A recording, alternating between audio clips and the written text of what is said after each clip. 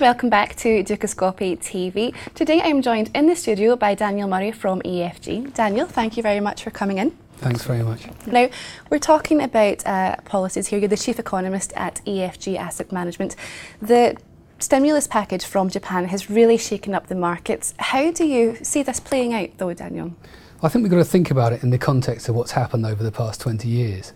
So Japan has been experiencing economic malaise, associated deflation, and really rather limited policy response to that, particularly with regard to the Bank of Japan. The big difference over the past 6 months is that the new government has not only brought in yet another fiscal stimulus package, but also enforced an era of change upon the Bank of Japan. The Bank of Japan has now adopted a 2% inflation target, which it previously didn't have, and the new governor, Haruhiko Kuroda, has implemented this very aggressive expansion of the bank's balance sheet. And this is, almost unheard of. The rate of expansion of the balance sheet is in excess even of that imparted by the Federal Reserve in the US. So really very aggressive commitment to double the size of the monetary base over 2 years. How we see markets react? Well, it's partly in response to the liquidity injection that the central bank balance sheet expansion is going to impart. But it's also partly because of the fact that it's just change. So whereas before the Bank of Japan was very reluctant to be overly expansive, suddenly they've done a complete U-turn. And from being one of the most restrictive central banks in the world, they're now one of the most expansive.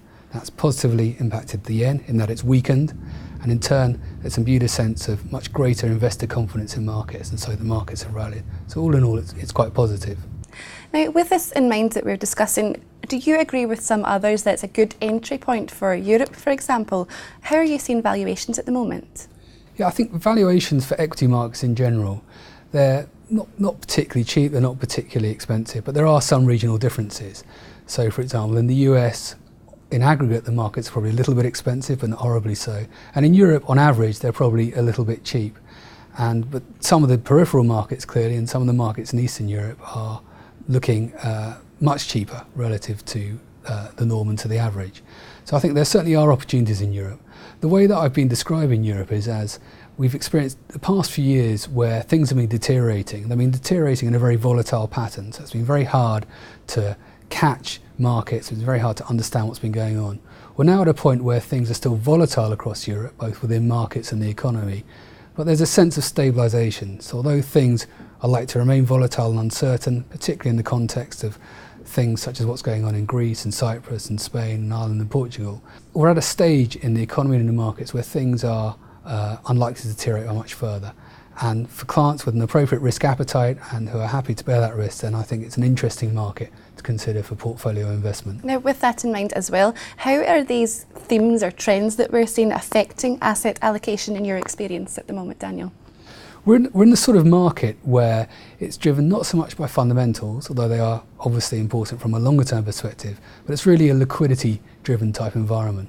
And that's apparent by the fact that all asset classes, almost without exclusion, have rallied quite hard over the past few months. So we've seen equities do quite well, government bonds have sold off a bit, but not really an awful lot considering how expansive central banks have been. We've seen credit continue to hold up well. So really lots of asset classes have done very well, reflective of this buoyant liquidity environment. And that buoyant liquidity is going to continue throughout the year. The difference today is that what we're seeing is a shift in terms of where that liquidity is being provided from. So historically, it's been provided mostly by the Federal Reserve and a little bit of support from the Bank of England, with the ECB and the Bank of Japan holding back. Now we're starting to see a position where the Fed is talking about drawing back on its liquidity provision to the market. It hasn't done so yet, but they're sort of talking about doing so from the middle of the year onwards.